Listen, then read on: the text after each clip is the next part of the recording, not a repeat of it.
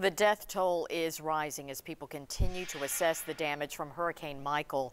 3 more bodies were found today in Florida, and that brings the total now to 29 deaths.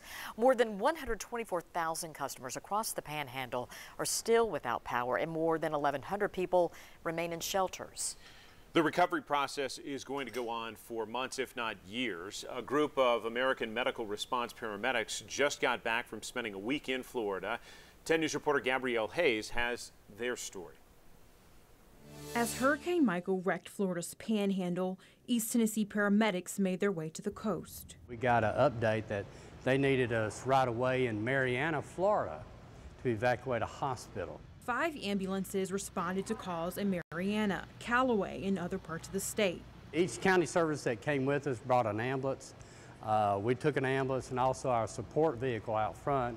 The group also evacuated a nursing home and took time to hand out food and water to hundreds of people, driving through water and dodging huge tree limbs to get to them. Talking with those patients and their families, they were just, there's no explanation as to describe what they were going through at that time. And when asked to describe what it was like to be there, they say the damage was life-altering. It was total devastation.